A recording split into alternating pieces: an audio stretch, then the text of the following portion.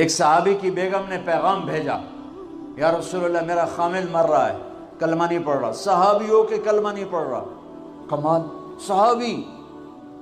اب بھاگ کے گئے، ہم نے کہا بیٹا کلمہ پڑھ، پڑھوانے والے نبی، پڑھنے والا صحابی۔ کہا جی پڑھا نہیں جاتا، بول رہا ہے کلمہ نہیں پڑھا جا رہا۔ ہم نے کہا کیا ہو؟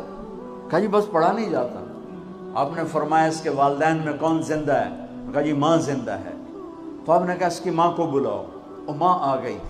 آپ نے فرمایا علقمہ کی ماں تو بیٹے سے ناراض تو نہیں؟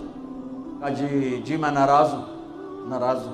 کہا تجھے کیا ناراضگی ہے؟ کہ یا رسول اللہ مجھے اس کے دین کا کوئی گلہ نہیں ہے، بہت نیک بچہ ہے، راتوں کو اٹھ کے تہجد پڑھتا ہے، نفلوں میں کھڑے ہو کے قرآن پڑھتا ہے، دن میں روزے رکھتا ہے، لیکن بس مجھ سے جب بولتا ہے میرا دل چیر کے رکھ دیتا ہے جب مجھ سے بات کرتا ہے، بس مجھے اس کا دکھ درد ہے، بدتمیز ہو کے بولتا ہے۔ آپ نے فرمایا معاف کرو گی؟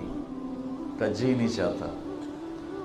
آپ نے فرمایا میں آگ لگاؤں تو سفارش کرو گی؟ کہا جی آگ میں تو نہیں دیکھ سکتی، سفارش کروں گی۔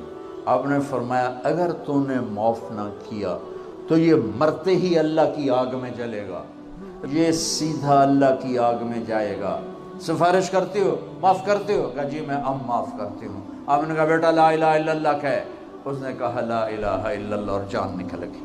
آپ نے اس کا جنازہ پڑھایا اور پھر اعلان کیا اس کی قبر پہ کھڑے ہو کر، جس نے ماں باپ کو دکھ دیا اس پہ اللہ کی لعنت، اس پہ فرشتوں کی، اس پہ زمین آسمان کی لعنت، ان کی نہ نماز قبول ہے، نہ روزہ قبول ہے، نہ صدقہ قبول ہے۔